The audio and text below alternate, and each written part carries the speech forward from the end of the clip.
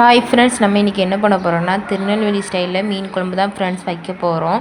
மீன் குழம்பு வைக்கிறதுக்கு என்ன மீன் வாங்கியிருக்குன்னு பார்த்தீங்கன்னா நவரை மீன், பாறை மீன், மஞ்சள் மீன் தான் ஃப்ரெண்ட்ஸ் வாங்கியிருக்கோம். இப்போ நம்ம மீனை நல்லா கழுவிக்கிடலாம் ஃப்ரெண்ட்ஸ். நவரை மீன் குழம்புக்கு டேஸ்ட்டாக இருக்கும். அதே மாதிரி திங்கிறதுக்கு சாப்பிட்றதுக்கு நல்லாயிருக்கும்.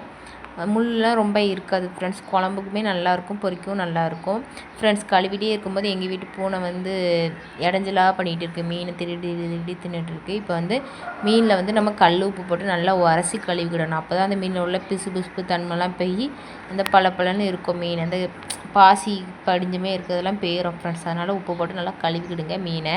இப்போ மீனை நம்ம 3 வாட்டி நல்லா கழுவி முடிச்சாச்சு ஃப்ரெண்ட்ஸ். பாருங்கள் மீன் துண்டு எப்படி இருக்குன்னு பாருங்கள். இப்படி தான் ஃப்ரெண்ட்ஸ் மீன் கழுவணும். இப்போ நம்ம மீனை நல்லா கழுவி முடிச்சிட்டோம்.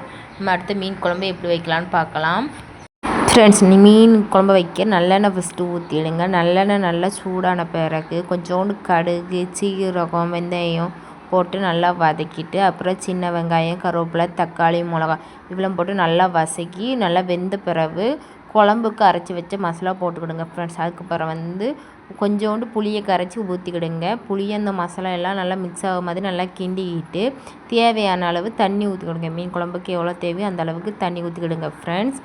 அப்புறம் அதை நம்ம கொஞ்சம் நேரம் கிண்டி நல்லா கொதிக்கிற மாதிரி வச்சுக்கிடணும்.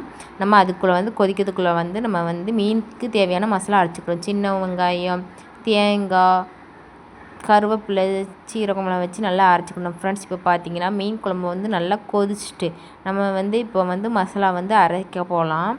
பாருங்கள் குழம்பு எப்படி கொதிச்சுட்டு இருக்குது. இப்போ நம்ம அம்மியில் வச்சு தான் ஃப்ரெண்ட்ஸ் அரைக்க போகிறோம்.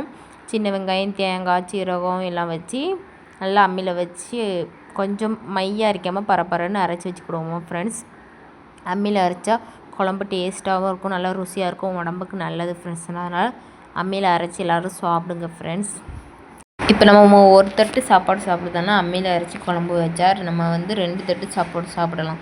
அவ்வளோ அளவுக்கு குழம்பு டேஸ்ட்டாக இருக்கும். அதனால் எல்லோரும் அம்மியில் அரைச்சி சாப்பிடுங்க ஃப்ரெண்ட்ஸ். மசாலா இப்போ குழம்பு நல்லா கொதிச்சுட்டு நம்ம மசாலாவை குழம்புக்குள்ளே நல்லா சேர்த்துக்கலாம்.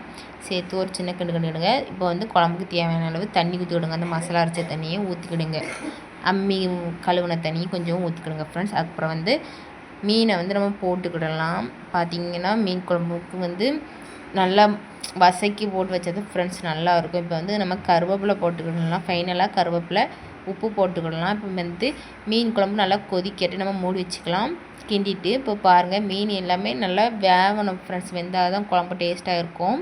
மீனில் மசாலா பிடிக்கணும். இப்போ பாருங்கள் குழம்பு நல்லா கொதித்து முடிச்சுட்டு உங்களுக்கு இந்த வீடியோ பிடிச்சா லைக் பண்ணுங்கள், கமெண்ட் பண்ணுங்கள், ஷேர் பண்ணுங்கள். மறக்காமல் புடி பாப்பா சேனலை சப்ஸ்கிரைப் பண்ணி வைங்க. நன்றி.